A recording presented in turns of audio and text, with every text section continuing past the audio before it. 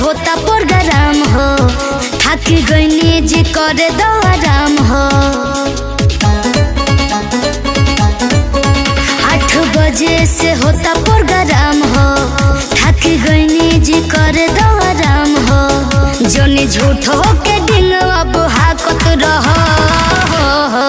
अरे तनी मुंह बंद करके रखो। अरे अरे तो 4 बजे भोर ले नाचत रहो, जवानी दिल खोल के बाटत रहो। 4 बजे भोर ले नाचत रहो।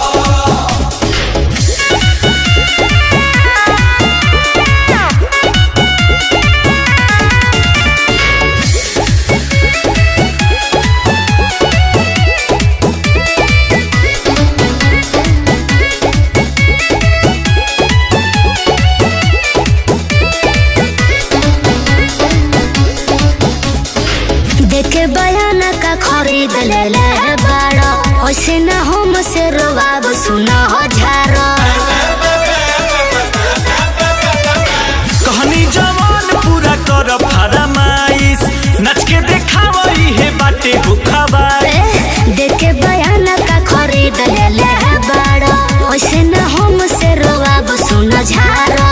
कहनी जवान पूरा कर फरमाइश, नच के देखावई है बाटे भूखबाइश। हट दूरी है से खाली ताकत रहो। तो 4 बजे भोर ले नाचत रहो, जवानी दिल खोल के बाटत रहो। 4 बजे भोर ले नाचत रहो।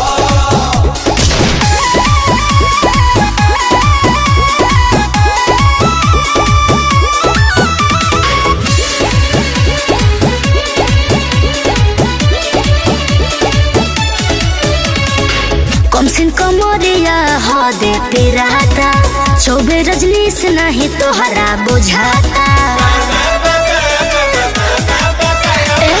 हमरा से ऐसे ना नखरा दिखावो, लेके नमरिया हो लगे तनियावो। कम सिन कमरिया हो दे पिराता, 24 रजनीश नहीं तोहरा बुझाता। हमरा से ऐसे ना नखरा दिखावो, लेके नमरिया हो लगे तनियावो। राजा अंकुश